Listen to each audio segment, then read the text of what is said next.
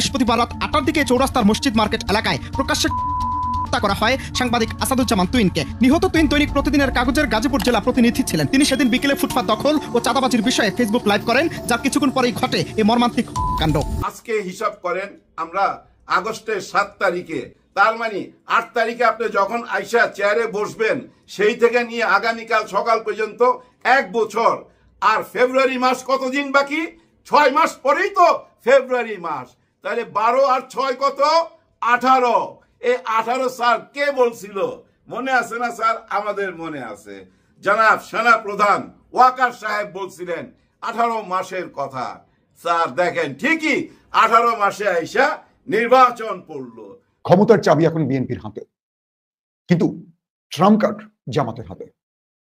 পাশাপাশি 2024-এর আন্দোলন থেকে তৈরি হওয়া সবচেয়ে আলোচিত যে দল এনসিপি, এটি এখন ভাঙনের মুখে। বিএনপির কাছ থেকে যে জবাবটা আসে এটা অস্বচ্ছ একটা জবাব, যে সময় হলে তারা প্রমাণ ফিরে আসবে। ওনার নামে মামলা চলমান আছে, তো মামলা থাকলে কি হয়েছে? ওনারে কি গ্রেপ্তার করবে? এই মুহূর্তে এই দুঃসাহস প্রশাসনের আছে, তারপরে জনাব তারেক রহমান দেশে আসছে না। তবে এবার সুসংবাদ হচ্ছে আগামী ডিসেম্বরে জনাব তারেক রহমান দেশে আসছেন। দর্শক, ইতিমধ্যে একটা ঘটনা হয়তো সবাই আপনারা দেখেছেন। সাংবাদিক তুহিন হত্যা, প্রকাশ্যে জনসম্মুখে হত্যা করা হলো। কয়েকজন ছিনতাইকারী তাকে প্রকাশ্যে বোঝেন নাই, এটা কেটে হত্যা করলো, গলা কেটে ফেলল। এটা আমরা সোশ্যাল মিডিয়ায় দেখেছি। আবার প্রত্যক্ষদর্শীরা জনসম্মুখে তারা তাকিয়ে দেখেছে। সবচেয়ে একটা জিনিস অবাক লেগেছে, সেটা হলো যেখানে এই কাণ্ডটা ঘটেছে গাজীপুরে, তার পাশেই ছিল পুলিশের ফাঁড়ি, ওখানেই পুলিশ থাকতো। 15 মিনিটের মতো সময় লেগেছে এই হত্যাকাণ্ড ঘটাতে, কিন্তু পুলিশ কেন এগিয়ে আসলো না? সাধারণ জনতা এগিয়ে আসার কারণ আছে এখানে। কারণ যারা হত্যাকাণ্ড চালিয়েছে তাদের প্রত্যেকের হাতে চাপাতি, ছুরি এবং কি মরণাস্ত্র তাদের হাতে ছিল, এবং সাধারণ জনগণ তাদের কাছে এগিয়ে গেলে তাদেরকেও শেষ করবে, এরকম ভয় থাকাটাই স্বাভাবিক। কিন্তু দেশের জনগণকে রক্ষার স্বার্থে যাদেরকে ব্যবহার করা হয়, আমাদের আইন শৃঙ্খলা রক্ষাকারী বাহিনী পুলিশ, তারা কেন আসলো না? এই জন্যই কিন্তু এখন সোশ্যাল মিডিয়ায় সরগরম চলছে এবং পুলিশকে জবাবদিহি করতে বলা হয়েছে। তো যাই হোক, আরেকটা বিষয় ইতিমধ্যে কয়েকদিন ধরে তোলপাড় খাচ্ছে, যেমন রাজনৈতিক বিষয়টি নিয়ে। জুলাই সনদ এবং এনসিপির নেতা কর্মীরা যে আপনার সেই 5 আগস্টে কক্সবাজার গিয়েছিল, তাছাড়া যাবতীয় বিষয় নিয়ে বলতে পারেন যে আজকের এই ভিডিওটি সাজানো। ভিডিওর শুরুতেই আপনারা কয়েকজন বিশ্লেষকের বিশ্লেষণ শুনেছেন, মূলত সেগুলি আজকে আপনাদের সাথে শেয়ার করব। আশা করি আপনারা সম্পূর্ণ ভিডিওটি দেখুন, তাহলে বুঝতে পারবেন। আর বর্তমানে যেইভাবে 2টি সাংবাদিককে রাস্তায় কুপিয়ে হত্যা করা হলো, শুধুমাত্র চাঁদাবাজি করতে গেছে এবং সেটা লাইভে দেখিয়েছে সাংবাদিক, এটাই তার অপরাধ, এজন্যই তাকে শেষ করা হলো। এভাবে যদি চলতে থাকে তাহলে আমরা দেশের মানুষ কোন পর্যায়ে চলে যাবে একটু ভেবে নেন। সত্য কথা বলতেও এখন যেন বুক কাঁপে, যে কখন যেন হায়নার দল এসে শেষ করে দেয়। সাধারণ জনতার সবাই দাবি, একজন সাংবাদিককে যদি এইভাবে শেষ করতে পারে তাহলে সাধারণ জনতার তো কোনো কথাই নেই। দর্শক, আমরা জোর দাবি জানাবো সরকারের কাছে, প্রশাসনের কাছে, যারা ওই হত্যার সাথে জড়িত আছে, সাংবাদিক তুহিন হত্যার সাথে। তাদের তো সিসিটিভি ফুটেজে সবার চেহারা দেখা গিয়েছে। তাদেরকে ধরে ধরে কঠিন শাস্তি দিতে হবে। কঠিন শাস্তি না দিলে ভাই কোনোদিনও সম্ভব না এদেরকে রুখে দেওয়া।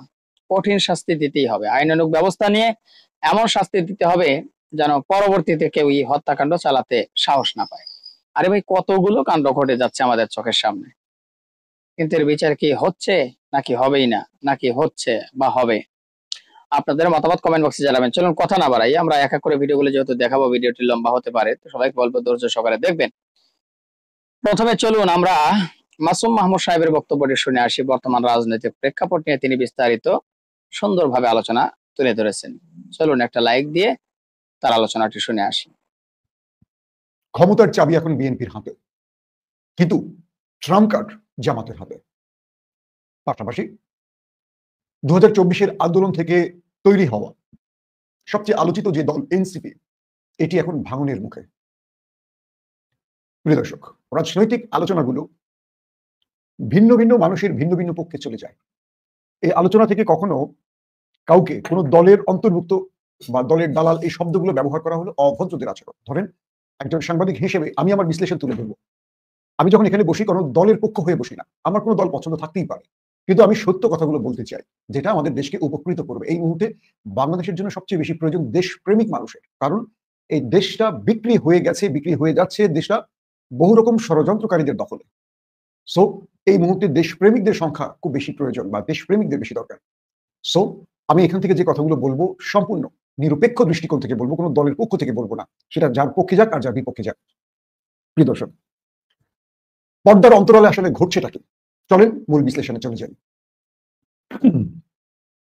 প্রফেসর ইউনূস যখন বসলেন ক্ষমতায়, আমরা কার্যত দেখলাম তিনি যেন সবচেয়ে বেশি ক্ষমতার মালিক, তাই মনে হয়েছিল আমাদের কাছে। ইউনূস সাহেব সেভাবেই, যেহেতু সকল জনগণ তাকে বসিয়েছে, তার প্রতি সব দলের আস্থা ছিল, সেহেতু তিনি খুব খোলামেলা কাজ শুরু করেছেন। কিন্তু অন্তর্বর্তীকালীন সরকারটা যখন গঠন হয়, তখন বিভিন্ন দলের কাছ থেকে যখন পরামর্শ চাওয়া হয়, তারা তাদের মতো করে কিছু ব্যক্তিকে উপদেষ্টা মণ্ডলীতে পাঠান। বিএনপি পাঠায়, জামাত পাঠায়, এনসিপি তাদের 3 জনকে পাঠায়। অর্থাৎ কয়েকটা প্ল্যাটফর্মের ব্যক্তিরা এই উপদেষ্টা মণ্ডলীতে বসেন। কার্যত আমরা দেখলাম যে আসলে তারা ইউনূস সরকারকে খুব সফলভাবে সহযোগিতা করতে পারেনি। আমাদের জুলাই অভ্যুত্থানের পর, হাসিনা বিদায়ের পর যে রাষ্ট্রটা তৈরি হয়েছিল প্রফেসর ইউনূসের নেতৃত্বে, আমরা সেখানেও দেখলাম প্রচুর পরিমাণে তদবির বাণিজ্য হয়েছে। যে যার মতো তাদের লোকদেরকে সেট করেছে, আবার সেই সেটিং লোকদেরকে সরিয়ে অন্যদেরকেও সেটিং করা হয়েছে। প্রথমে কোণঠাসা মনে হয়েছিল বিএনপিকে, এরপরে কোণঠাসা মনে হচ্ছে জামাতকে, এখন কোণঠাসা মনে হচ্ছে এনসিপিকে। অর্থাৎ রাজনীতি পারদ প্রতি মুহূর্তে পরিবর্তিত হচ্ছে। আসলে পর্দার অন্তরালে ঘটেছেটা কি? হঠাৎ করে বিএনপি শিবিরে এত আনন্দ কেন, উৎসব, একটা বিজয়ের উৎসবে আছে বিএনপি, কারণটা কি? প্রফেসর ইউনূস তার টার্গেটে এগুচ্ছিলেন। আর যেহেতু প্রফেসর ইউনূসের শেকড় বলা হয় আমেরিকাকে, অর্থাৎ তিনি আমেরিকার বন্ধু বলেই তার শক্তির উৎস ছিল। হঠাৎ করে প্রফেসর ইউনূসের কাছে আমেরিকার পক্ষ থেকে কোনো নেগেটিভ বার্তা এলো কিনা, এটা নিয়ে যথেষ্ট আলোচনা সমালোচনা চলছে। রাজনৈতিক অঞ্চলে যে গুঞ্জন রয়েছে, হঠাৎ করে মার্কিন যুক্তরাষ্ট্র তার দৃষ্টি বিএনপিতে সেট করে দিয়েছে। অর্থাৎ মার্কিন যুক্তরাষ্ট্রের যিনি রাষ্ট্রদূত বাংলাদেশে নিযুক্ত, হুট করে তিনি লন্ডনে গেলেন, আকাশে আকাশে উড়ে চলে গেলেন লন্ডনে জনাব তারেক রহমানের সাথে দেখা করতে। এরপরে রাজনীতির পাশার পাল্টে যায়। বলা হচ্ছে আমেরিকা এবং বিএনপির মধ্যে একটি সমঝোতা হয়েছে। কারণ আমেরিকা হঠাৎ করে ইউনূসকে ছেড়ে কেন বিএনপির দিকে যাবে, এই প্রশ্নটা আপনাদের থাকতেই পারে, তাই তো? Professor Yunus corridor issue, Rohingya issue, বঙ্গোপসাগর বা সেন্ট মার্টিন ইস্যু, বন্দর ইস্যু, অনেকগুলো ইস্যুর সিদ্ধান্ত নিতে যাচ্ছিলেন। রাজনৈতিক দল প্রফেসর ইউনূসের হাত বেঁধে দেয়, কেউ তাকে সহযোগিতা করে না। আমেরিকা বুঝতে পারে অনির্বাচিত সরকারকে দিয়ে এই কাজ সম্ভব নয়। আমেরিকা বুঝতে পারে তাকে নির্বাচিত সরকারের সাথে এই বিষয়ে সমঝোতা করতে হবে। ব্যাস, পাশার পাল্টে যায়। অর্থাৎ ইউনূসের উপর থেকে দৃষ্টি সরে যায় আমেরিকার নির্বাচিত সরকার। আগামীতে ভোট হলে কারা নির্বাচিত হবে? বাংলাদেশের জনগণ, বুদ্ধিজীবী মহল বা রাজনৈতিক অঞ্চল, রাজনৈতিক করিডোর বলছে বিএনপি।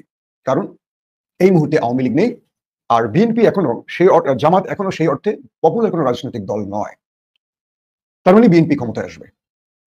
তাই আমেরিকার রাষ্ট্রদূত লন্ডন সফর করেছেন, বসেছেন তারেক রহমানের সাথে। এটি হলো রাজনৈতিক অঞ্চলের গুঞ্জন। এরপর আমেরিকা ইউনূসকে জানিয়ে দেন দ্রুত সময়ের মধ্যে নির্বাচন, এবং আমেরিকার পছন্দ, আমেরিকা জানিয়ে দেন যে আমাদের পছন্দ অমুক দল। ইউনূস পড়ে যান গেরা করে। তিনি যে সংস্কার, জাতির দাবিগুলো নিয়ে তিনি যে রকম ঐক্যমত কমিশন, এটা সেটা ওটা সেটা, তিনি যে প্ল্যানগুলো করেছিলেন, মাহাতির হওয়ার স্বপ্ন দেখছিলেন, সেই মাহাতির হওয়ার স্বপ্ন থেকে তিনি কিছুটা ছিটকে পড়ে গেলেন। এরপর এটার বাস্তবায়ন আমরা কখন দেখলাম? যে কথাগুলো বললাম তার সত্যতার প্রমাণ কখন দেখলাম? যখন আমরা দেখলাম সংসদ ভবন এলাকায় 5 আগস্ট রাষ্ট্রীয় যে অনুষ্ঠানটি হয়েছে, জুলাই ঘোষণাপত্র পাঠ, সেই জুলাই ঘোষণাপত্রের পাঠের মধ্য দিয়ে আমরা সিমটম দেখতে শুরু করলাম। জুলাই ঘোষণাপত্র নিয়ে সরকার প্রতিটি দলের সাথে বৈঠক করেছিল, কিন্তু শেষ পর্যন্ত যে জুলাই ঘোষণাপত্রটি পাঠ করা হলো, আমরা দেখলাম অনেক গুরুত্বপূর্ণ বিষয়গুলোকে বাদ দিয়ে এই ঘোষণাপত্রটি তৈরি হয়েছে। যখন এই বিষয়টি সব দলের নজরে আসে, তখন সবাই নড়ে চড়ে ওঠে। আমরা দেখলাম জুলাই ঘোষণাপত্র পাঠের দিন এই আন্দোলনের সম্মুখ সারির সবচেয়ে বড় যারা ছিলেন ফাইটার, হাসনাত, সার্জিস, পাটোয়ারি, নাসিরুদ্দিন পাটোয়ারি, তাসনিম, যারা আরো বেশ কজন, তারা সেই অনুষ্ঠানে অংশ নিলেন না, তারা চলে গেলেন কক্সবাজারে। সঙ্গে সঙ্গে রিউমার ছড়ানো হলো এরা কক্সবাজারে গেছেন পিটার হাসের সাথে দেখা করতে। প্রথম দিনের লাইভে আমি বলেছিলাম যে আমার কাছে তথ্য আছে পিটার হাস বাংলাদেশে এই মুহূর্তে নেই, আমি আপনাদের বলেছিলাম। তার মানে এটা পিটার হাসের সাথে বৈঠক নয়। তখনই আমরা এটার ভেতরে খোঁজ নেওয়ার চেষ্টা করলাম, তাদের সাথে টেলিফোনে কথা বললাম, তারা স্পষ্ট করে বার্তা দিচ্ছিল না। আনঅফিসিয়ালি যেটা বোঝাচ্ছে সেটা আমরা বুঝে নিয়েছি। আনঅফিসিয়ালি তারা বোঝাচ্ছে যে আমরা যে দেশের জন্য মৃত্যুকে পরোয়া না করে মাঠে লড়াই করেছি, আমাদের সেই লড়াই হাতছাড়া হয়ে গেছে। সরকার কোন একটি বিশেষ দলকে ক্ষমতায় আনার জন্য কাজ শুরু করে দিয়েছে। আর ঠিক সেই অভিমান থেকে সম্মুখ সারির এই নেতারা সেই অনুষ্ঠানে যোগ দেননি। আবার কেউ বলছেন যে তাদেরকে দাওয়াতি দেওয়া হয়নি, তারা চলে গেলেন কক্সবাজারে। তাদেরই প্ল্যানটা এরকম ছিল যে ওই দিনই ওই সময় তারা চলে যাবে, যাতে পুরো বাংলাদেশের দৃষ্টিটা এখানে আসে যে তারা এই অনুষ্ঠানে উপস্থিত ছিলেন। আগে গেলে বা পরে গেলে এটা আলোচনায় আসতো না। এরপর দেখলাম দলের পক্ষ থেকে তাদেরকে শোকজ করা হলো।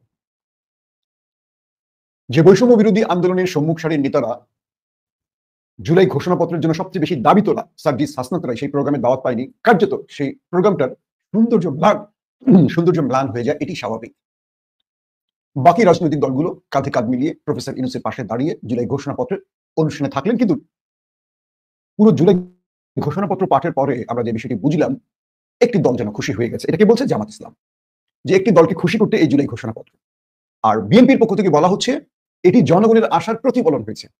রিজভী ভাই বললেন যে জুলাই ঘোষণাপত্রের পাঠের মধ্য দিয়ে এই দেশের জনগণ তার আশা পূরণ হয়েছে, জনগণ যা চেয়েছিল তা ছিল সেই জুলাই ঘোষণাপত্রের মধ্যে।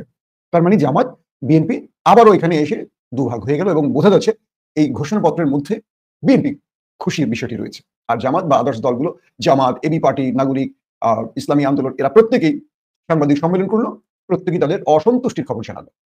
দর্শক, যে শিরোনাম দেখে ভিডিওতে ঢুকলেন, ক্ষমতার চাবি বিএনপির হাতে। আসলে এই মুহূর্তে আমেরিকা যাকে চায় সেই তো ক্ষমতায় থাকবে, তাই তো হয় আমাদের এই ছোট গরিব দেশগুলোতে।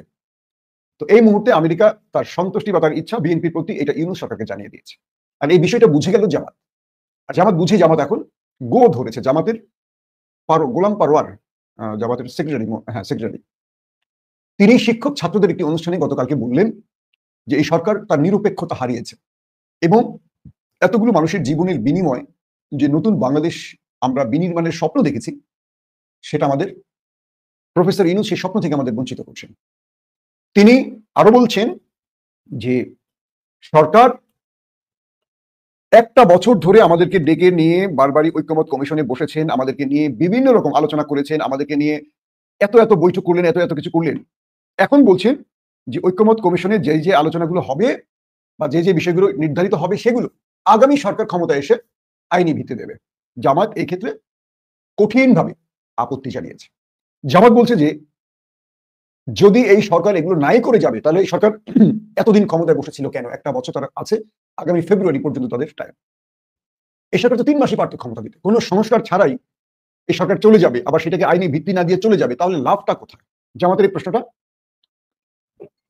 আসলো। জামাত বলছে লিগ্যাল ফ্রেমওয়ার্ক, অর্থাৎ বিএনপি যখন জামাতকে বলছে যে কোনো বৈধ সরকার ছাড়া সরকারের এই আইনি ভিত্তি বা সংবিধান পরিবর্তন, এগুলোর কোনো আইনি ভিত্তি থাকে না, সেখানে জামাত জিয়াউর রহমানের বিষয়টি তুলে এনেছে, 70-এর নির্বাচনের বিষয়টি তুলে এনেছে। বলছে 70-এর নির্বাচনের যে বিষয়টি তৈরি হয়েছে এবং জিয়াউর রহমান ক্ষমতায় এসে পরে দল বানিয়ে যে বিষয়টি তৈরি করেছেন, এরকম কয়েকটা বিষয় জামাত তুলে বলছেন যে বিএনপি আইনকে ফাঁকি দিলেও সরকারের হাতে 3টি অপশন আছে। একটা হলো লিগ্যাল ফ্রেমওয়ার্ক, এটার মাধ্যমে সরকার এটার আইনি ভিত্তি দিতে পারে। 2 নম্বর হলো অর্ডিন্যান্স জারি করে সরকার এখানে আইনি ভিত্তি দিতে পারে। আর 3 নম্বর হলো রেফারেন্ডাম। এই 3টি সিস্টেমে সরকার জুলাই চার্টারের আইনি ভিত্তি তৈরি করতে পারে। এটা কি বলছে জামাত।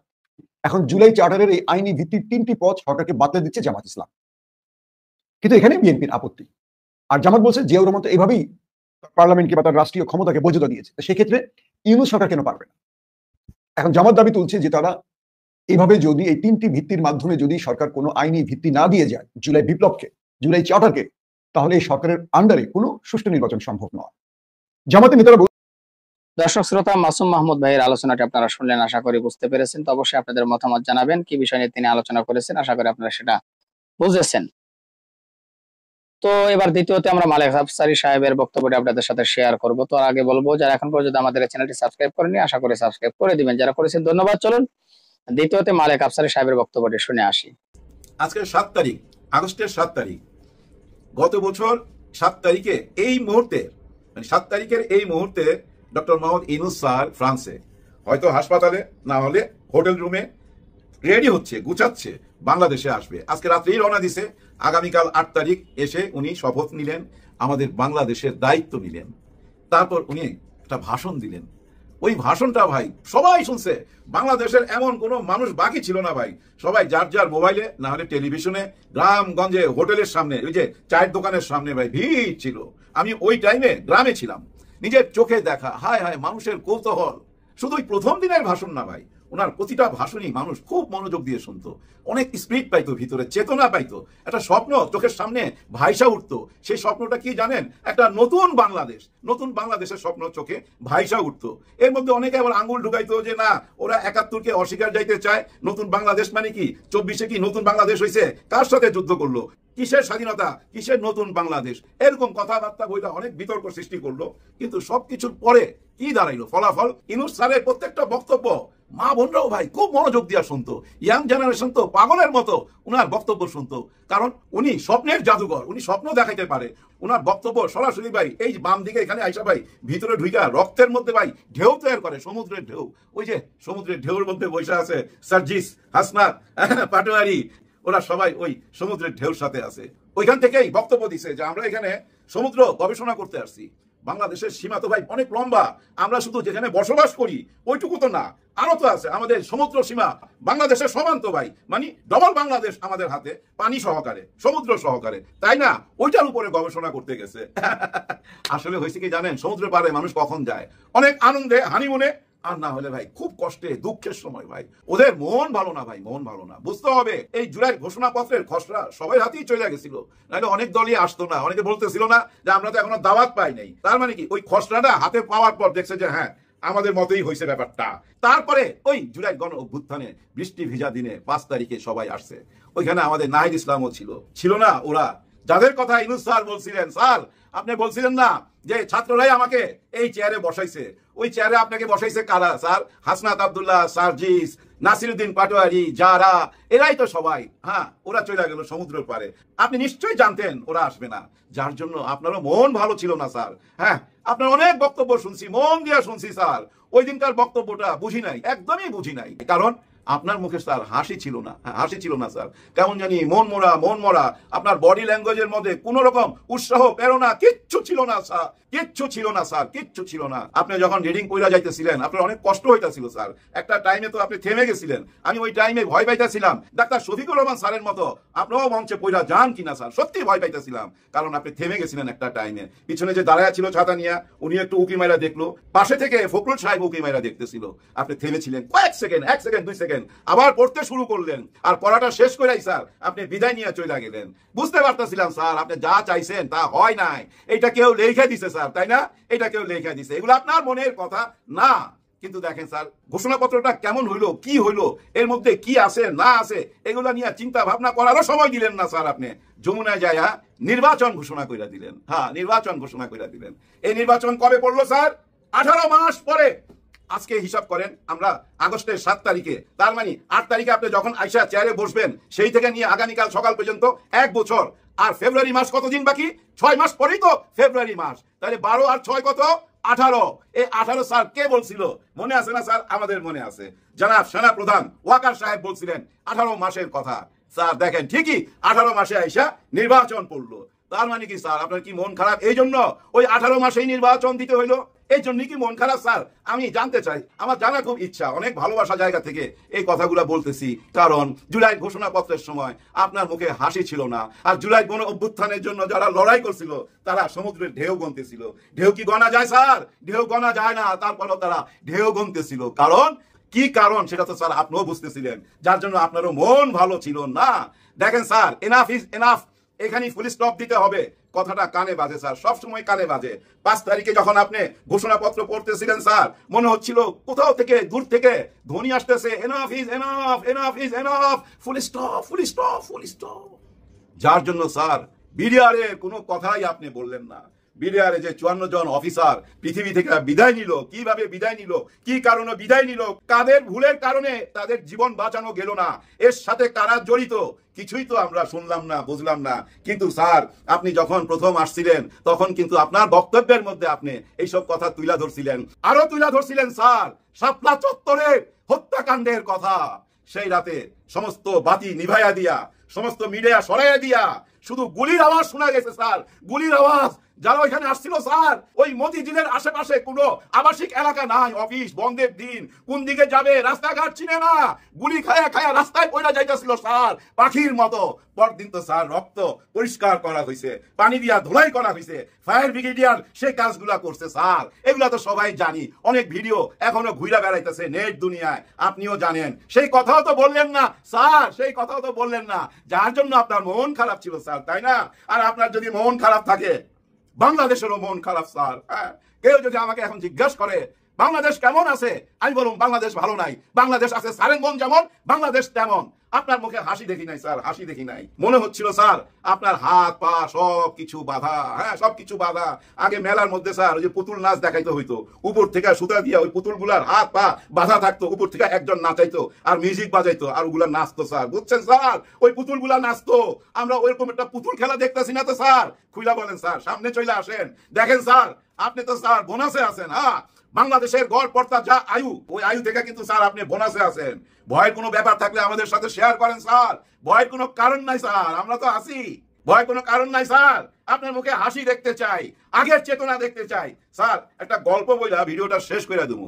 এক লোক একটা মোরগ কিনে আনছে, কিছুদিন পালছে, পালার পর একটা মায়া লেগে গেছে, ওইটা আর জবাই কইরা খাইতে পারতেছে না, একটা উসিলা খুঁজতেছে যে একটা দোষ খুঁজুম তারপর ওরে জবাই করুম। একটা টাইমে দেখে যে ওই সকালবেলা যে ডাকে যে কুক কুক কুক, ওরে ডাইকা বললো এই শুন, কালকা থেকে তোর গলার আওয়াজ শুনতে চাই না, কুক কুক কুক তুই ডাকবি না। ওকে স্যার ডাকুম না। পরদিন সকালে ওই মোরগা কুক কুক কুক ডাকে নাই, কিন্তু গলা উঁচু করছে, আওয়াজ বাইর করে নাই, পাকনা দুইটা বাইর কইরা ঝাড়ছে, এরকম পাকনা দুইটা নাড়ছে। ওইটাও দেখে ফেলাইছে মালিক, বললো এই এদিকে মোরগ আসছে, কয় দেখ তুই কিন্তু ওই পাকনা আর ঝাড়বি না, গলাও উঁচু করবি না, সাবধান। Okay sir. পরদিন সকালে সে গলাও উঁচু করে নাই, পাকনাও ঝাড়ে নাই, চুপচাপ বসে রইছে। আর ওই ঝিমানো অবস্থায় দেখা মালিক তারে ডাকছে, ওই ঝিমাইতেছ নাকি? না স্যার চিন্তা করতেছি। কি চিন্তা করস? না স্যার এমনি ভাবতেছিলাম আমি কি আসলেই মোরগ। কয় দেখ বেশি চালাকি করবি না, কালকে থেকে তোকে একটা ডিম দিতে হবে, প্রতিদিন সকালে তুই একটা করে ডিম দিবি, নাহলে কিন্তু তোর খবর আছে। পরদিন সকালে মোরগ দুই চোখের পানি ফালাইয়া কান্নাকাটি করতেছে আর ভাবতেছে এই মালিক আমাকে যে কোনো উপায় হোক খাবে, আমি মোরগ, আমারে বলে ডিম পারতে, তার মানে ও নিয়তি আমাকে খাবে। ও যখন খাবে কেন আমি আমার মোরগের ডাক কুক কুক কুক এই ডাক দিলাম না, কেন আমি পাকনা যাই না, আমি যে মোরগ তা প্রকাশ করলাম না, আমি কেন আমাকে হারায় ফেলাইলাম? এই মালিক তো আমাকে খাবেই, তার তো নিয়তি আমাকে জবাই করার। তার মানে কি যাদের নিয়ত আপনাকে ওইখান থেকে সরাবেই, যে কোনো উপায় হবে সরাবেই তো স্যার, আপনাকে তো বিদায় নিতেই হবে। কিন্তু স্যার যাওয়ার আগে কেন আপনি হার মানবেন? আমরা তো ওই মোরগের ডাক শুনতে চাই, ওই পাকনা ঝাড়া দেখতে চাই স্যার। আপনি হাত মেলা দেন, দুই হাত মেলা দেন, 6 মাস বাকি আছে, অনেক টাইম স্যার, এই 6 মাস অনেক টাইম। আপনি বলছেন বাল বাচ্চা নিয়ে নির্বাচনে যাইতে পারবো, নেক্সট জেনারেশনকে দেখাইতে হবে কিভাবে নতুন বাংলাদেশ তৈরি হইতেছে, দেখো কিভাবে আমরা ভোট দেই। কিন্তু স্যার কিভাবে যাবো? গাজীপুরে আজকে এক সাংবাদিককে স্যার পাথর দিয়ে না স্যার, পাথর দিয়ে না, ইট দিয়া ছেটা ফেলাইছে স্যার। কি করবেন স্যার? ওইখানে চাঁদাবাজরা এই ঘটনা ঘটাইছে নাকি ওই লোকই চাঁদাবাজ ছিল? উনি কি আসল সাংবাদিক নাকি নকল সাংবাদিক? অনেক রকম প্রশ্ন চলে আসছে। কিন্তু স্যার যত রকম প্রশ্নই আসুক, সে তো লাশ, আর তার বাড়িতে আজকে বুক ফাটা কান্না স্যার, বুক ফাটা কান্না। তার বউ বাচ্চা মা বাবা সবাই তো কাঁদতেছে স্যার। এরকম কান্নার দিন কি আসতে পারে না নির্বাচনে ভোট দিতে যাইয়া? হ্যাঁ আপনি যে বললেন বাল বাচ্চা নিয়ে যাবো, গ্যারান্টি কি? আর বাল বাচ্চা বাদ দেন, আমি যে যাবো ভোট দিতে আর ওইখানে যে কোনো গন্ডগোল হবে না, কোনো প্রবলেম হবে না, এর গ্যারান্টি কি? কে আমাকে বাঁচাবে, কে আমাকে সেভ করবে? এর নমুনা দেখতে চাই স্যার। আগামী 6 মাস, আগামী 6 মাসে যদি বুঝতে পারি যে হ্যাঁ জীবনে নিরাপত্তা আছে, দেশে আর কোনো বিশৃঙ্খলা নাই, তাইলে বুঝুন স্যার নির্বাচন হবে। কিন্তু দর্শক শ্রোতা আশা করি শুনেছেন, অবশ্যই আপনাদের মতামত জানাবেন। সর্বশেষ আপনাদের সাথে একটা ভিডিও শেয়ার করব নাইম কোরিয়া, বা তিনি আলোচনা করেছেন যে বাংলাদেশে কেন আসছে না বা কবে আসবে তারেক রহমান। আগামীতে বিএনপি বলছে যে ক্ষমতায় তারাই যাবে, তো তারেক রহমানই হয়তো আগামীতে আমাদের প্রধানমন্ত্রী হবে, কিন্তু সে তো এখনো দেশের বাইরে আছে। তাহলে সে কবে আসবে? চলুন বিস্তারিত আলোচনা করেছে সেই ভিডিওটি দেখে আসি। তারেক রহমান বলা হয়ে থাকে আগামী দিনের বাংলাদেশের রাষ্ট্রপ্রধান অথবা প্রধানমন্ত্রী পদটাকে তিনি অ্যাচিভ করতে যাচ্ছেন। ধরে নেওয়া হয়েছে বাংলাদেশের মানুষের কাছে যে আগামী নির্বাচনে বিএনপি নিরঙ্কুশ জয় অর্জন করবে এবং কি বিএনপি ক্ষমতায় যাবে। 1 বছর 2 দিন আজকে আওয়ামী লীগ সরকারের পতন ঘটছে, অনেকেই বাংলাদেশে গেছে আসছে, আমিও ঘুরে আসছি, বাট জনাব তারেক রহমান তিনি বাংলাদেশে যাচ্ছেন না। আর এই বিষয়টা নিয়ে বিএনপি একদম হাইকমান্ড থেকে শুরু করে একদম গ্রাম পর্যায়ের একজন ক্ষুদ্র কর্মীর কাছেও একটা প্রশ্ন যে নেতা কেন আসতেছেন না, এই মুহূর্তে তারেক রহমান আসলে ওনাকে গ্রেপ্তার করে জেলে পাঠিয়ে দিবে, এটা একটা পাগলও বিশ্বাস করতে চায় না। তাহলে বাধাটা কোথায়? আসলে এটা একটা কোটি টাকার প্রশ্ন। বিএনপির কাছ থেকে যে জবাবটা আসে এটা অস্বচ্ছ একটা জবাব যে সময় হলে তারা প্রমাণ ফিরে আসবে। ওনার নামে মামলা চলমান আছে, তো মামলা থাকলে কি হয়েছে, ওনারা কি গ্রেপ্তার করবে? এই মুহূর্তে এই দুঃসাহস প্রশাসনের আছে, তারপরে জনাব তারেক রহমান দেশে আসছে না। তবে এবার সুসংবাদ হচ্ছে আগামী ডিসেম্বরে জনাব তারেক রহমান দেশে আসছেন। কিভাবে ডিসেম্বরে আসুন দেখি। নির্বাচন নিয়ে আমাদের প্রধান উপদেষ্টার দপ্তর থেকে নির্বাচন কমিশনকে চিঠি দেওয়া হয়েছে, আর নির্বাচন কমিশন অলরেডি এ নিয়ে কাজও শুরু করেছেন। বিভিন্ন মন্ত্রণালয়, স্বরাষ্ট্র থেকে শুরু করে সবাই কাজ করছেন। আগামী ডিসেম্বরে নির্বাচনের তফসিল ঘোষণা করা হবে, কারণ 90 দিন আগে আপনার নির্বাচনের তফসিল ঘোষণা করা হয় আর 90 দিন পরে নির্বাচন কার্যকরভাবে অনুষ্ঠিত হয়। প্রধান উপদেষ্টার নির্দেশ অনুযায়ী আগামী ফেব্রুয়ারিতে নির্বাচন হতে যাচ্ছে। এখন ফেব্রুয়ারিতে নির্বাচন হতে গেলে আপনার ডিসেম্বরেই তফসিল ঘোষণা করা হচ্ছে। আর আমরা যতদূর দেখেছি নির্বাচনের তফসিল ঘোষণা হলেই বিএনপির ভারপ্রাপ্ত চেয়ারম্যান জনাব তারেক রহমান দেশে আসবেন বলে জানিয়েছেন তার পররাষ্ট্র বিষয়ক উপদেষ্টা হুমায়ুন কবির। আগামী নির্বাচনে তারেক রহমান প্রার্থী হতে পারেন একাধিক আসনে। লন্ডনে বিএনপির ভারপ্রাপ্ত চেয়ারম্যান তারেক রহমানের সাথে বৈঠক করেছেন ঢাকায় নিযুক্ত ভারপ্রাপ্ত মার্কিন রাষ্ট্রদূত ট্রেসি অ্যান জ্যাকবসন। চলতি বছরের 13 জুলাই এই বৈঠকটি অনুষ্ঠিত হয়েছিল। একান্ত এই বৈঠকে আগামী নির্বাচন এবং সরকার গঠন নিয়ে বিএনপির ভাবনা কি তা জানতে চেয়েছিল ট্রেসি অ্যান জ্যাকবসন। আগামী নির্বাচনে জয় পেলে বিএনপি কেমন বাংলাদেশ গড়বে বা নির্বাচনের রূপরেখা নিয়ে দলটির ভাবনা কি, এরকম বিভিন্ন বিষয়ে খোলামেলা আলোচনা হয়েছিল। তো সেই আলোচনার পর দীর্ঘদিনের গুঞ্জন তারেক রহমান দেশে কবে আসবে। সো এটা ক্লিয়ার মেসেজ, নির্বাচনী তফসিল ঘোষণা হলে তারেক রহমান দেশে আসবেন, তার মানে ডিসেম্বরের প্রথম দিকেই জনাব তারেক রহমান বাংলাদেশে আসবেন। আর এই মুহূর্তে যদি না আসে তাহলে মানুষ আবার ওনাকে নেগেটিভ নিবে। কেন? বিদেশ বসে যদি প্রধানমন্ত্রী হয়ে যাওয়া যায় তাহলে এই প্রধানমন্ত্রীর প্রতি মানুষের আস্থা কমে যাবে, জনগণের কাছে পৌঁছাইতে হবে। মাঠ কিন্তু একবারে খালি না, বিএনপির জয়ের সম্ভাবনা বেশি, বাট এনসিপি একটা বড় শক্ত অবস্থানে আছে, জামাত ইসলাম আছে, এর পাশাপাশি আরো বিভিন্ন দলগুলো কিন্তু একটা অবস্থানে আছে। সম্মিলিতভাবে যদি একটা পক্ষ হয়ে যায় তখন বিএনপির জন্য ধাক্কা একটা আসবে।